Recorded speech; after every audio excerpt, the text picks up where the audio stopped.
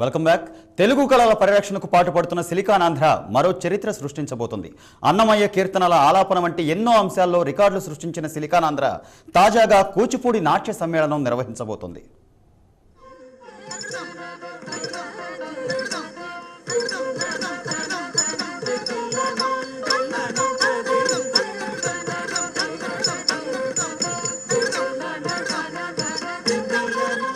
గతంలో సన్నాయి వాద్యాలు, చిన్నారి నాట్యాలు, అన్నమయ్య గీతాలాపనలో రికార్డులు నెలకొల్పింది సిలికాన్ ఆంధ్ర. ఇదే సంస్థ మరో రికార్డుకు సిద్ధమైంది. కూచిపూడి నాట్యంలో అద్భుతాన్ని చూపించడానికి ఏర్పాట్లు చేస్తోంది. వచ్చే డిసెంబర్ 23 నుంచి 25వ తేదీ దాకా హైదరాబాద్లో అంతర్జాతీయ కూచిపూడి ఉత్సవం నిర్వహించాలని నిశ్చయించింది సిలికాన్ ఆంధ్ర. 20 దేశాల నుంచి 6000 మంది కళాకారులు ఈ ఉత్సవానికి హాజరవుతారు. యువత కూచిపూడి భవిత అనే అంశం ప్రధానంగా ఈ కూచిపూడి నాట్యానికి ప్రపంచ వేదిక మీద జరిగే పట్టాభిషేకానికి తరలిరావాలని సిలికాన్ ఆంధ్ర పిలుపునిస్తోంది. 3వ అంతర్జాతీయ కూచిపూడి నాట్య సమ్మేళనాన్ని డిసెంబర్ 23, 24, 25 తేదీలలో హైదరాబాద్ నగరంలోని గచ్చిబౌలి క్రీడా ప్రాంగణంలో నిర్వహించబోతోంది. 20 దేశాల నుంచి 6000 మంది కళాకారులు విచ్చేయబోతున్నటువంటి ఒక అద్భుతమైనటువంటి సమ్మేళనం ఇది. యువత కూచిపూడి భవిత అనేటువంటి స్ఫూర్తితో ఈ సమ్మేళనం నిర్వహిస్తున్నాము. ఈ సమ్మేళనంలో అభినయపూర్వక ప్రసంగాలు, చర్చలు, ఇష్టాగోష్ఠులు, సదస్సులు ఉంటాయి. 25వ తేదీన మహాబృంద నాట్యం పేరుతో 4000 మంది కళాకారులు ఏకకాలంలో నృత్యం చేస్తారు. 2010లో నెలకొల్పిన రికార్డును తిరిగి బద్దలు కొడతామంటున్నారు కూచిబొట్ల. ఆఖరి రోజున మహాబృంద నాట్యం పేరుతో బ్రహ్మాంజలి దశావతార శబ్దాన్ని దాదాపుగా 4000 మంది కళాకారులు ఏకకాలంలో అభినయించి 2010వ సంవత్సరంలో నెలకొల్పినటువంటి గిన్నీస్ ప్రపంచ రికార్డుని తిరిగి బద్దలు కొట్టేటువంటి ప్రయత్నము జరుగుతుంది. వెంపటి చినసత్యానికి కళా నివాళిగా ఈ కార్యక్రమాన్ని అంకితమివ్వాలని సిలికాన్ ఆంధ్ర నిర్ణయించింది. బ్రహ్మాంజలి, దశావతార శబ్దం అనే అంశాలను చక్కగా సాధన చేసి మహాబృంద నాట్యంలో పాల్గొనాలని నిర్వాహకులు కోరుతున్నారు.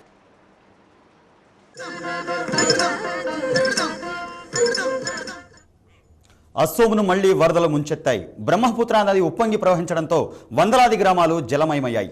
ప్రభుత్వం వేలాది మందిని సురక్షిత ప్రాంతాలకు తరలించింది. సహాయక చర్యల్లో సైన్యం పాలు పంచుకుంటోంది.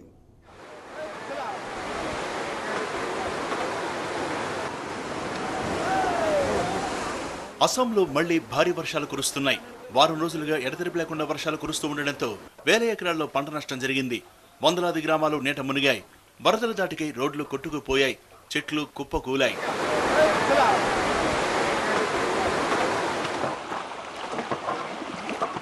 బ్రహ్మపుత్ర నది ప్రమాద స్థాయిని దాటి ప్రవహిస్తోంది. జోర్హాట్, టిన్సుకియా జిల్లాల్లో పరిస్థితి దారుణంగా ఉంది. వేలాది మంది గ్రామస్తులు సురక్షిత ప్రాంతాలకు తరలి వెడుతున్నారు. వరదల కారణంగా సర్వం కోల్పోయామని, ప్రభుత్వం తమను ఆదుకోవడం లేదని ఆవేదన వ్యక్తం చేశారు వరద బాధితులు. సహాయక శిబిరాల్లో పరిస్థితి దారుణంగా ఉందని, వెంటనే అధికారులు ఆదుకోవాలని విజ్ఞప్తి చేశారు స్థానికులు.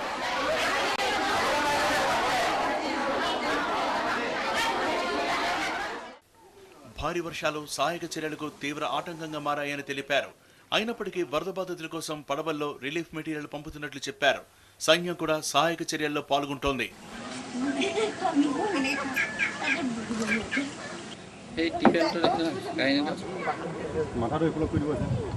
చాలా మంది హైవేల పక్కనే గుడారాల్లో తలదాచుకుంటున్నారు. పవితోర వన్యప్రాణుల సంరక్షణ కేంద్రాలకు కూడా వరద నీరు ప్రవేశించింది. జంతువుల్ని కాపాడడానికి అన్ని చర్యలు తీసుకుంటున్నట్లు అధికారులు తెలిపారు. అమెరికా స్పేస్ షటిల్ ఎండీవర్ దేశమంతా చుట్టూ వచ్చి లాస్ ఏంజల్స్లో ల్యాండ్ అయింది. 30 ఏళ్ల పాటు నాసాకు సేవలందించిన ఈ వ్యోమనౌకను చూడడానికి జనం ఎగబడ్డారు. 747 జంబో జెట్పై ఎండీవర్ను తీసుకొస్తుంటే ఆకాశంలో అపురూపమైన దృశ్యం ఆవిష్కృతమైంది. అమెరికా వ్యోమనౌక ఎండీవర్ గురించి ఎంత చెప్పినా తక్కువే. ఎందుకంటే అమెరికా రోజసీయానానికి ఈ స్పేస్ షటిల్ చేసిన సేవలు మరే స్పేస్ షటిల్ చేయలేదు. గతేడాది ఈ స్పేస్ షటిల్ నాసా నుంచి రిటైర్మెంట్ తీసుకుంది. కాలిఫోర్నియా సైన్స్ సెంటర్లో ఎండీవర్ను శాశ్వతంగా సందర్శకుల కోసం ప్రదర్శించబోతున్నారు.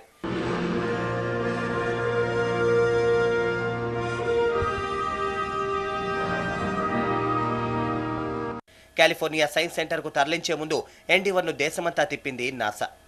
747 బోయింగ్ పై ఎండీవర్ను తిప్పుతూ ఉంటే ఆకాశంలో ఓ అద్భుతమైన దృశ్యం కనిపించింది. ప్లేన్ మీద ప్లేన్ అని అందరూ పొరపడే అవకాశం ఉంది. ఈ అపురూప దృశ్యాన్ని చూడడానికి ఎగబడ్డారు జనం.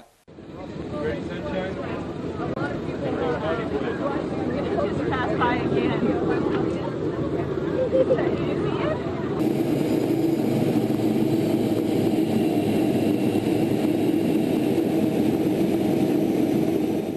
డిస్నీల్యాండ్, హాలీవుడ్ లాంటి ఫేవరెట్ టూరిస్ట్ స్పాట్లపై కూడా ఎండీవర్ను తీసుకొస్తున్న బోయింగ్ చక్కర్లు కొట్టింది.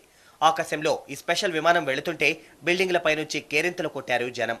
వేలాది మంది ఎండీవర్కు విషెస్ చెప్పారు.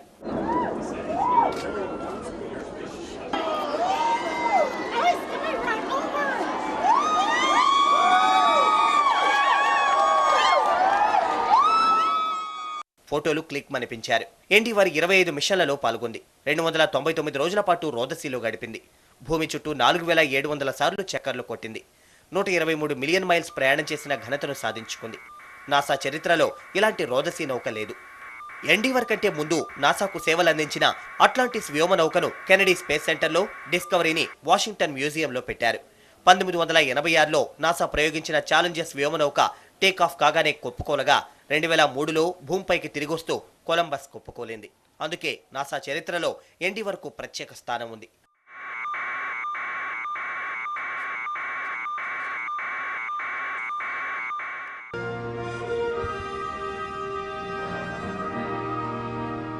లాస్ ఏంజల్స్లో నెల రోజుల పాటు ఎండీవర్ను పెట్టిన తర్వాత కాలిఫోర్నియా సైన్స్ మ్యూజియానికి తరలిస్తారు.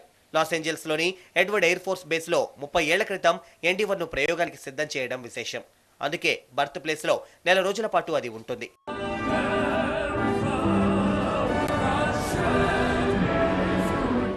ఎండీవర్ స్పేస్ షటిల్ అమెరికన్ల దృష్టిలో హీరో. అందుకే దేశంలో ఎక్కడ తిప్పినా ఈ వ్యోమనౌకకు ఘన స్వాగతం లభించింది. 100% సక్సెస్ సాధించిన ఎండీవర్ను నాసా కూడా అపురూపంగా చూసుకుంటోంది. నెల రోజుల తర్వాత కాలిఫోర్నియా సైన్స్ మ్యూజియం ఈ స్పేస్ షటిల్కు శాశ్వత నివాసం కానుంది.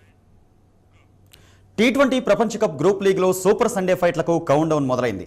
కొలంబో ప్రేమదాస స్టేడియం వేదికగా జరిగే దిగ్గజాల సమరంలో ఛాంపియన్ ఇంగ్లాండ్తో మాజీ ఛాంపియన్ టీమిండియా ఢీకొనబోతుంది. ఈ మ్యాచ్ రాత్రి 7:30కి ప్రారంభమవుతుంది.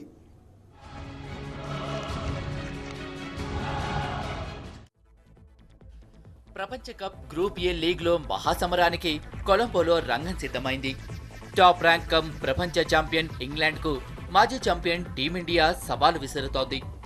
ఈ రెండు జట్లు తమ ప్రారంభ మ్యాచ్ల్లో పసికూన ఆఫ్ఘనిస్తాన్ను ఓడించడం ద్వారా ఇప్పటికే సూపర్ 8 రౌండ్లో చోటు ఖాయం చేసుకున్నాయి.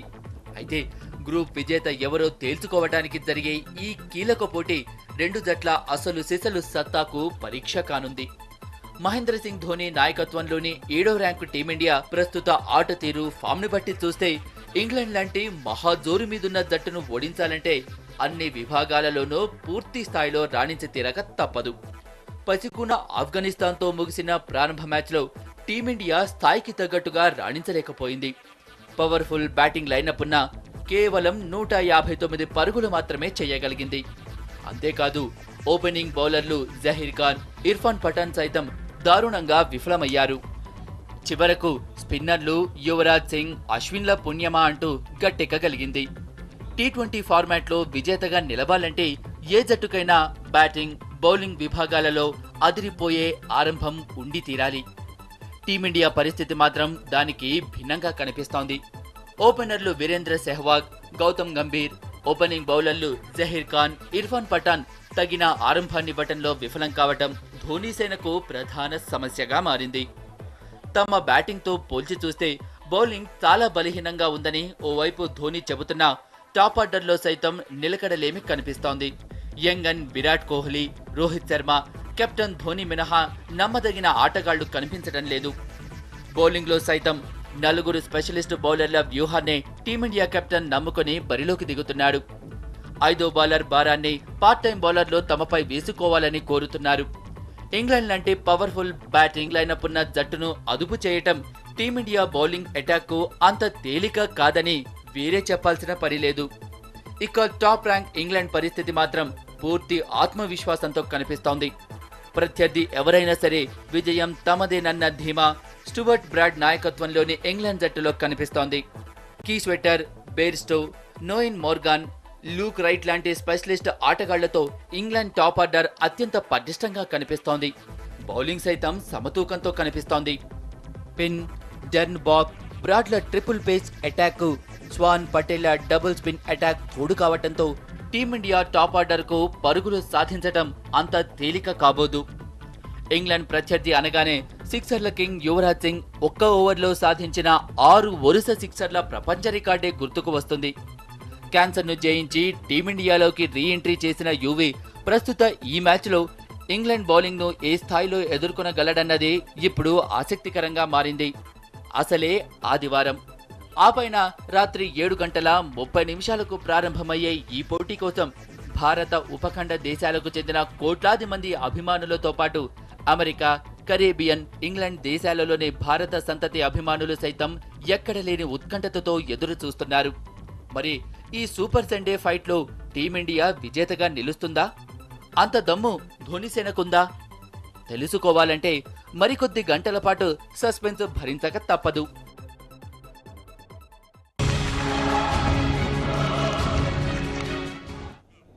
ఇవి ఈ బులెటిన్ విశేషాలు. తిరిగి రాత్రి 8:30 బులెటిన్లో మళ్ళీ కలుద్దాం. చూస్తూనే ఉండండి TV1.